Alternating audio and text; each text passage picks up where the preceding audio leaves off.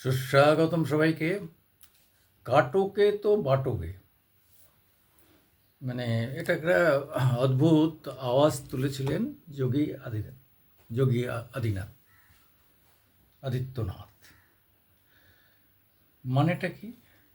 এটার মানে হচ্ছে যে হিন্দু ভোট যদি ভাগ হয়ে যায় তাহলে বিজেপির বেকায়দা, সোজাসুজি কথা। যে কারণে তারা 61টা লোকসভা 61টা থেকে 35টায় নেমে এসেছিল, আর এসপি এই ভাগ বাটোয়ারা করে দিয়ে 37টা নিয়ে নিয়েছে। সেখান থেকেই আবার নতুন স্লোগান আদিত্যনাথ বলেছে, কাটোকে তো বাটোকে, বাটোকে তো কাটোকে না, কাটোকে তো বাটোকে। যাই হোক, অর্থাৎ হিন্দুদের যদি ভাগ করে দাও তাহলে তোমাদের অসুবিধা আছে, এটা বলতে চাইছি। বলেছেন, ঠিক আছে। কিন্তু মহারাষ্ট্রে কিন্তু এই কথাটা খুব পজিটিভ দিক হয়। তারা আগের থেকে ডাবলের বেশি সিট পেয়েছে, মানে প্রায় অপোজিটকে প্রায় একদম শুয়ে দিয়েছে। 288টার মধ্যে তারা মেজর সিট নিয়ে নিয়েছে। কিন্তু আশ্চর্য হচ্ছে যে তারা ঝাড়খণ্ডে সুবিধা করতে পারলো না। ঝাড়খণ্ডে তো দেখছি হিসাব মতো আগে এনডিএর যা ছিল এবার তার থেকে কম। ঝাড়খণ্ড বাংলার লাগোয়া, বাংলায় সুবিধা করতে পারেনি, এবং বাঙালি অনেকটাই আছে ঝাড়খণ্ডে।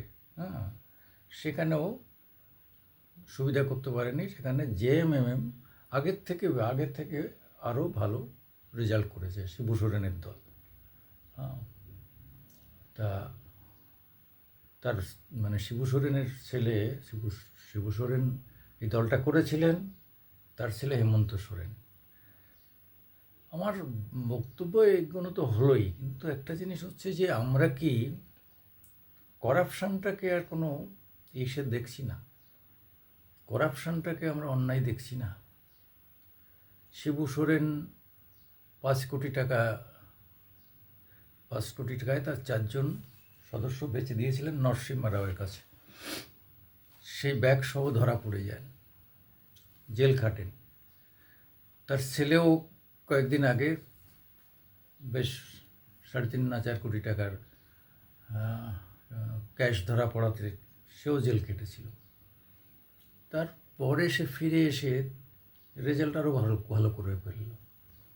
না, এটা একটা প্রশ্ন যে তাহলে করাপশানটা আর কোনো সমস্যা নয় ভারতবর্ষে। যে করাপশান করলে ওটা মানুষ ভোটের ক্ষেত্রে তোমাকে ক্ষমতায় আনতে অসুবিধা নেই, এটা একটা ভয়ঙ্কর খারাপ দিক। তেমনি আর একটা খারাপ দিক যে কাটক কি বাটকে, এই যে মানুষকে বেটে দেওয়া, ভাগ করে দেওয়া, ইনডাইরেক্ট তো হিন্দু মুসলমান ভাগ করে দেওয়া হচ্ছে। কারণ হচ্ছে লোকসভা পর্যন্ত ওরা ইলেকশনের আগ পর্যন্ত ভেবেছিল যে ওরা 10-12% মুসলিম ভোট পায় বিজেপি, সেই জন্যে তারা সেইভাবে বিজেপি লোকসভায় চেয়েছিল মুসলিম ভোটটাও যাতে পায়, বহু কায়দা কারখানা করেছে। কিন্তু দেখা গেল যে 1% ভোটও তাদের দেয়নি, মানে মুসলিমরা তাদের পছন্দ করে না। এটা খুব পরিষ্কার হয়ে যাওয়ার ফলে এই নতুন স্লোগান, কাটকে তো বাটকে।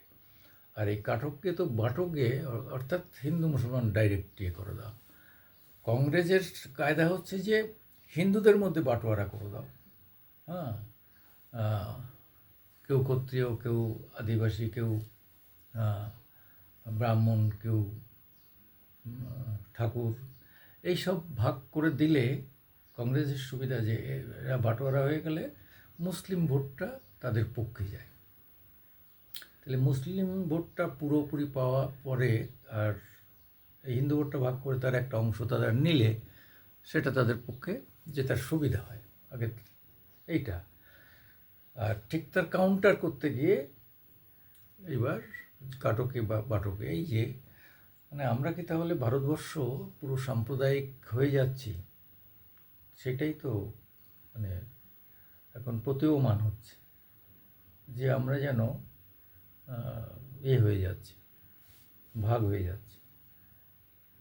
তা সেটাই যদি হয় তাহলে তো বুঝতে হবে যে আমাদের অগ্রগতি হচ্ছে না অবনতি হচ্ছে, এটাই তো এখন ভাববার বিষয়। যাই হোক, সব মিলিয়ে আপনারা বিবেচনা করুন। মহারাষ্ট্রে বিজেপির ভয়ঙ্কর জিত, ঝাড়খণ্ডে বিজেপির হার, সেখানে জেএমএম এর জিত, সব মিলিয়ে একটা দারুণ রেজাল্টের সম্মুখীন হতে দেখলাম আমরা। যাই হোক, আমি সুকুমার দেবনাথ, আমার মামাটি মানুষ নিয়ে আপনাদের সামনে আসি। একটু দয়া করে লাইক দেবেন, একটু শেয়ার করবেন। নমস্কার।